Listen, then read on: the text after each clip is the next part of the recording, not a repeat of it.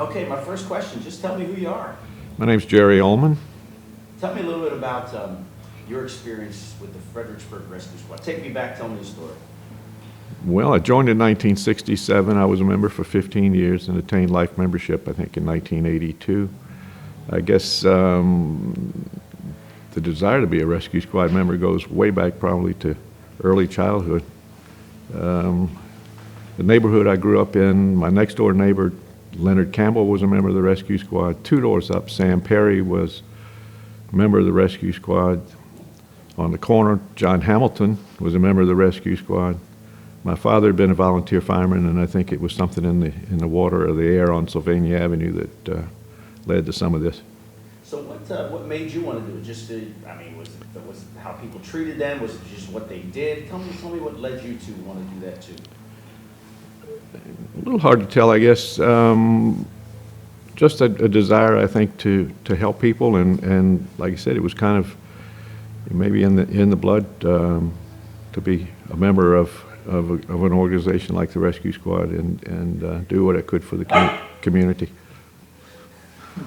You didn't like that, man. Simon, got to calm down. Tell me a little bit about, okay, tell me how you started. Did you start as a junior? Take me back. Nope. How you started. I was never a junior rescue squad member. I joined as a senior member when had to be voted in. Fortunately, I was able to get into the rescue squad and enjoyed 15 years of being here. Tell me a little bit about what it was like back when you joined. Maybe you could tell me about how many members you have and what was the equipment like. I mean, all that kind of stuff. Things Steve and I were just talking prior to sitting here. Steve and I were talking about the new equipment that's there. We ran in converted street carryalls, some station wagons, old-fashioned station wagons. The training was basic Red Cross first aid.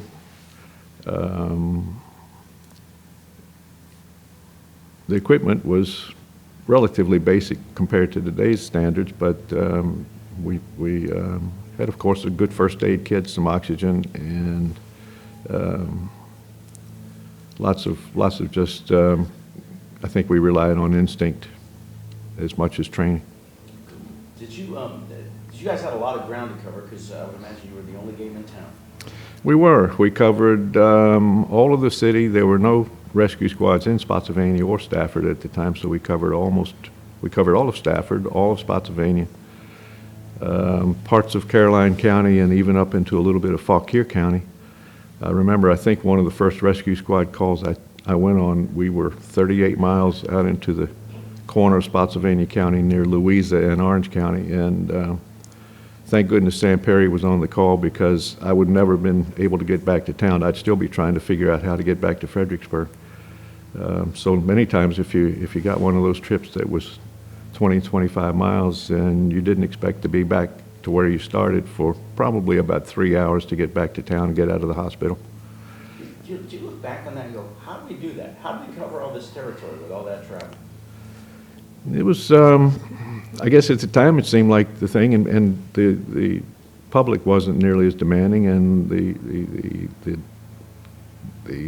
requirements for immediate attention were not nearly as great as they are now, and I guess that's a great thing, because some of the times, the response times that we had, the response times could have been a little slow too, because nobody was physically in the building at all times.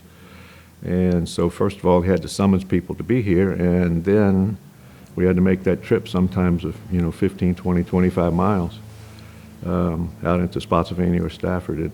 It was sometimes a slow process. How did this community embrace the Fredericksburg Rescue Squad? I think the Fredericksburg Rescue Squad was probably one of the highest respected organizations in Fredericksburg. One of the favorite times of the year, I think, for the community was the annual fund drive, and on Caroline Street, they set up a flatbed truck and had various types of entertainment on the truck. There was what they called the moving tape, where some sticky tape was put on the sidewalk and people would contribute their money, and the dollar bills, $5 bills, were stuck to that tape, and it went up and down Caroline Street, and it was quite a community event. It sounds like you have some fond memories of your time. Yeah, indeed. Sounds like you have some fond memories of your time there.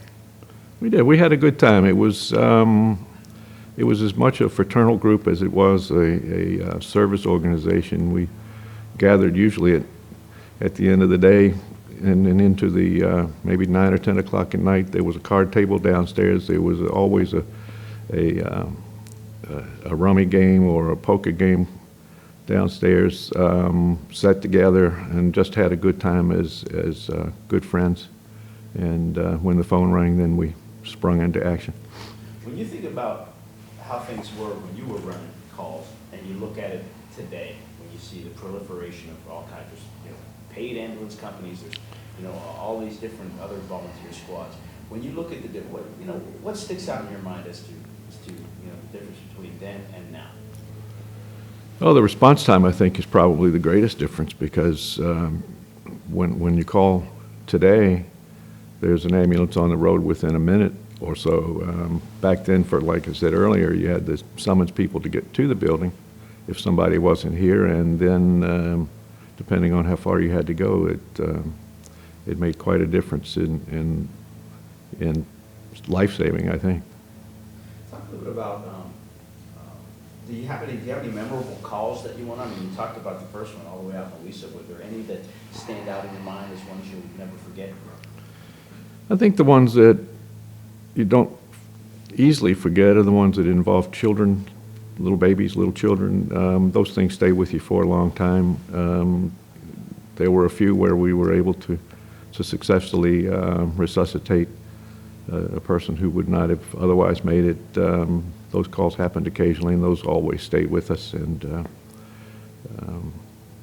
there's some other memorable ones that I don't stick it in my mind, but there's some worse. I guess we could call them highlights of the 15 years. Do you think it takes a special person to do what you did and what all these other folks did? I suppose. The burnout rate, I think, now is much higher than it was then because of the amount of training required. I think it's even harder now to recruit members because of the amount of training required and the amount of duty required. When I was first a member, there was no mandatory duty at all, except 1 week a month. The squad was broken up into 4 units of duty crews, and every one week, every 4 weeks, we were on call. That was night call, so you would be awakened by the fire department, who was the dispatch center for us. Get out of bed, come to the squad building, and 2 of us would take off and go to where we were needed. Were you working at the time? Yes. Tell me a little bit about that and how you balanced the two. Well, my family owns a jewelry store. I'm still there. I'm in 55 years of doing that downtown, and that seemed to be kind of a bit of the nucleus of the rescue squad. Then a lot of the members of the rescue squad owned their own businesses or worked for people who would allow them to go on calls. My store was and is on Caroline Street. Next door to that was a place called Joe's Snack Bar. Joe Adams was a member of the rescue squad. A couple of doors up was a business young men's shop. Kendrick Herndon was a member of the rescue squad. Across the street was Steve, little help. Pappy had the shoe store. Pat and his son was a member of the rescue squad. Pat Kraft, thank you. Edit some of that, and we'll. Mr. Kraft was a member of the rescue squad, and Sears Roebuck was right next door, to the rescue squad building. Some of the employees there were allowed to leave work to answer rescue squad calls. The Freelance Star had a few members just across the street who were also allowed to leave, and you were asking about how things differed then as they do now. I don't think many employers like Sears or the Freelance Star would allow their members or their employees to leave to answer rescue squad calls for a volunteer group, but as it was, I remember many times Sam Perry or somebody else would call me at the store and say, "We got a squad call, can you go?" And the ambulance would come down Caroline Street. I'd run out of the store, hop in, and we'd take care of what we had to do. I've seen before I was a member of the squad, Joe Adams or Kendrick Herndon or Mr. Kraft do the same thing. So it was quite of a little bit of a different type of reaction or action then than there is now. So it's quite literally a community taking care of itself by volunteer. I mean, you mentioned all of those businesses and all those business owners. I mean, that's striking to hear that. I mean, do you see what I'm saying? Yeah, and I think that's probably a reflection on the changes that have happened. You know, it was a much tighter knit community. Then Spotsylvania and Stafford were rural, and becoming those two counties in particular have become bedroom communities for D.C. employees working at the government in Washington. But the town itself was very close-knit. Everybody knew everybody. When I grew up, I could walk downtown when I was 7 or 8 years old, and my mother didn't have a concern in the world because every block somebody knew me, and there was no worries that something would happen on the way from home to the store. What do you want people who watch these videos to know about the Fredericksburg Rescue Squad? Maybe it's something that about back then, or just the legacy of it. What would you want people to know? If you had a message to people that would be watching this, what would you want them to know about this place? I think the community, I think they know, but I think they need to remember that the members put in all their time. I've told plenty of people that I would never get up in the middle of the night if I were paid to do it, but I'd do it for free, like I did as a volunteer. You couldn't pay me to do the stuff that I did, and or the stuff that all of us did, but we gladly did it as volunteers. Well, what does that mean? Because that's not something you could sell to a whole lot of young people today. So when you say that sounds kind of counterintuitive or a little bit crazy. It's the good feeling that you get from doing it. You know, you pay somebody to do something. It's a job. This wasn't a job. This was something that we felt like we wanted to and needed to do. And the good feeling that you get from that, you don't get from a paycheck. You fell right into my trap, Jerry. Good job. Is there, Steve, what else do we want? Were you ever involved in any kind of special rescue training or whatever? Special rescue training? Yes. We, you know, after we first, it was basic Red Cross first aid, and I think then became advanced, and then there was the mandated EMT training that we had to have,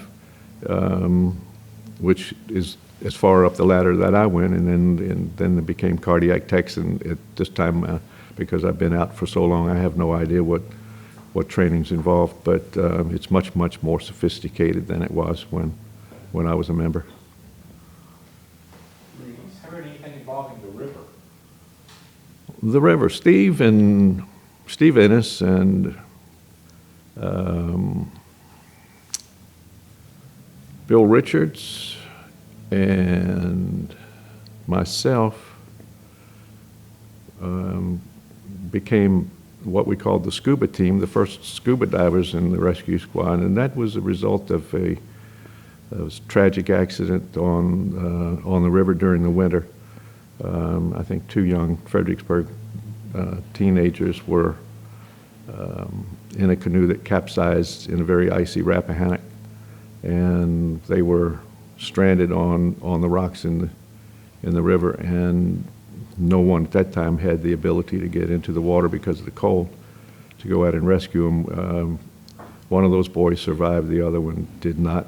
Hypothermia took his life, and so that incident triggered the scuba team, and Steve and Bill and I became members of the dive team. Did not get too involved. I think that has evolved since then. We did a few rescues, but mostly that needed some time to develop. I think that dive crew. Are you proud of your service? Am I proud of it? Mm-hmm. Certainly. It's nice to be able to tell people that I'm a life member of the Fredericksburg Rescue Squad. It's a highly respected organization. I think it's a little, it'll give yourself a little pat on the back to say that this is what you did, and people have, I think, a high regard for, still do, for the organization and the work that we did. Perfect.